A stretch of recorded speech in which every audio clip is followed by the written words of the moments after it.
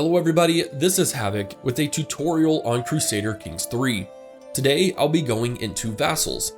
In Crusader Kings III, you can only hold so much land before going over your domain limit.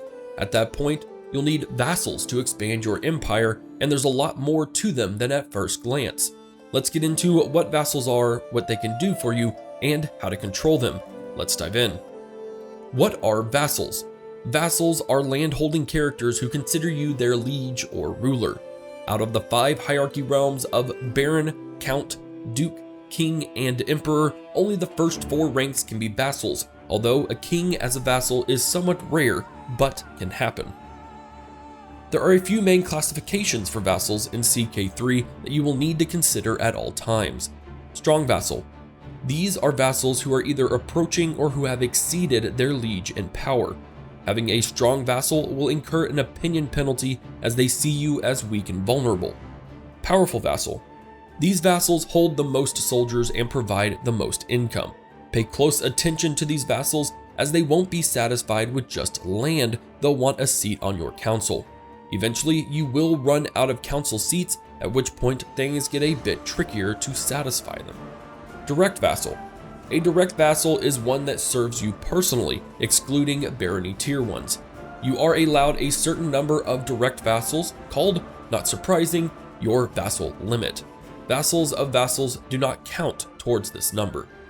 You can check and see how many direct vassals you have by clicking on the round tab and going down to the vassal limit in the bottom right corner. Going over your vassal limit will cause reduced taxes and levies from all your vassals, so it's best never to have this happen. Should that happen, you can transfer vassals so they are under another larger vassal.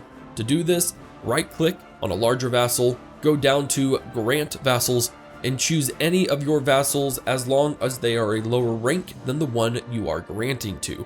Your larger vassal will get a plus 40 opinion of you, and you've avoided losing money and levies.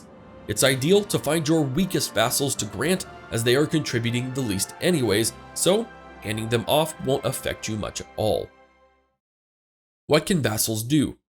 Vassals serve a decent number of purposes, but most importantly, vassals provide 2 crucial resources to their liege in exchange for protection: levies and taxes. Levies are the bulk of most armies, made up of local militia and the most basic unit type in the game. Each holding provides a set number of levies to their holder each month, which in turn provides a set number of levies to their liege. Taxes function in much the same way. Each holding will contribute to their king respectively. To see exactly how much each vassal is bringing to the table, again, click on the Realm tab on the right-hand side and vassals should show up by default. Under their name and vassal government type, you will see the exact number of levies and money they contribute, and what percentage that number represents. Vassals can, and in the case of powerful vassals, should serve on your council. Your council has a limited number of seats as mentioned, so it's best to put powerful vassals in your council, even if they aren't the best fit. Each council position has a specific skill that it specializes in. Matching that with a vassal with a higher number of said skill will allow you to reap the most benefits from them, which in turn will help your kingdom run a bit more smoothly. What else can a vassal do? Well, a vassal can create a faction against their liege. Yes, that means you. Remember that vassals are relatively independent and each has their own agenda to push when they can. A faction takes many forms, primarily when a group of vassals decides they want to put someone that isn't you as their liege, or when they just want complete independence, answering to no one but themselves. Should their military strength reach the threshold limit, they can issue an ultimatum, which is the only peaceful means of getting out of the situation. Denying that ultimatum will lead to war, which will bring in all of the vassals that were part of the faction scheme. Some vassals cannot join factions even if they want to. Reasons range from having an alliance with their liege to being imprisoned or even just being underage. Lastly, for this section, vassals can wage war with other vassals under the same liege, and this is directly tied to your own crown authority, as you are about to find out. It is only at the high crown authority that a vassal cannot go to war with a fellow vassal unless they have a hook on their liege. Note that while you cannot actively take part in a vassal war, you can request vassals to stop a war. Their willingness is determined by a handful of factors. Their agreement is not guaranteed, and it's possible you may be asked for something in return to gain their compliance. How do I control my vassals? There are several ways to keep your vassals in line, and Crown Authority is the first we will look at. Crown Authority directly represents the authority a ruler has over their vassals. Each level of Crown Authority increases the range of control you have, from increased taxes and levies to who can inherit the title of your vassal, and even preventing a vassal war as discussed in the last section. To increase your Crown Authority, you will need to have a certain innovation or technology researched and quite a hefty cost to your prestige. As you climb that ladder, your vassal's opinion of you will fall, so be mindful of your current vassal situation when you bump up to that new level. Vassal contracts are a new form of control to the Crusader Kings franchise. These contracts are only available for vassals with the feudal government type. Theocracy and republics do not allow their contracts to be modified. Clicking on the contract button under your vassal in the Realms tab will bring up the contract screen, where you will see a range of customizable factors that affect your vassal. You can choose to increase the taxes and levies they contribute, and you can see just how much those taxes or levies go up on the bottom right-hand side. There are special contract terms available to duchy tier vassals and up, giving you a few unique options to higher level vassals, like scutage, which increases the vassal taxes by 50% while decreasing the levy contribution by 75%.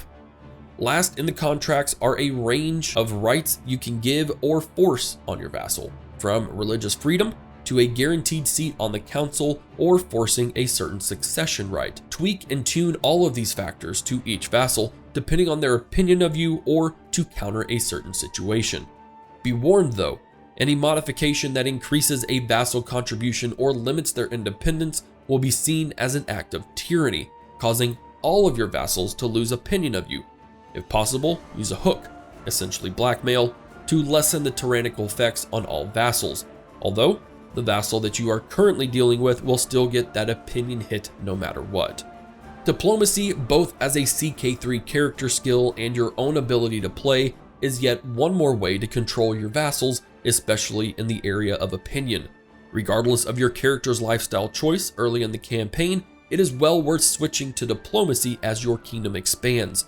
Consider the diplomat tree to gain more effective ways to sway your vassal's opinion of you or open up more ways to vassalize characters of lower rank than yourself.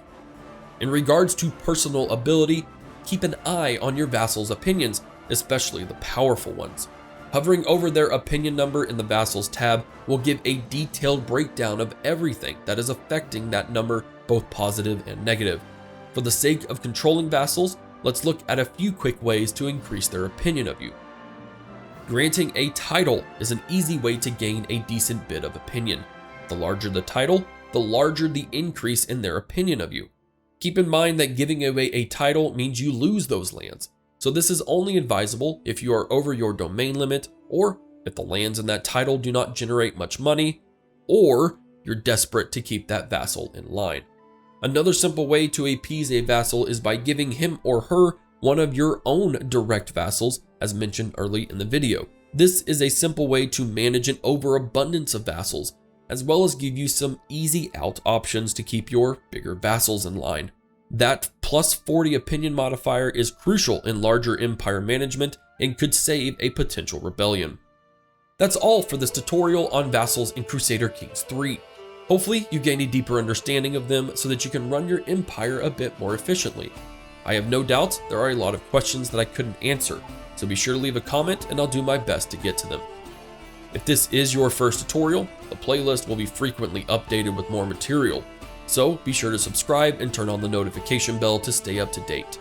Thanks for watching, this is Havoc, and I will see you in the next tutorial.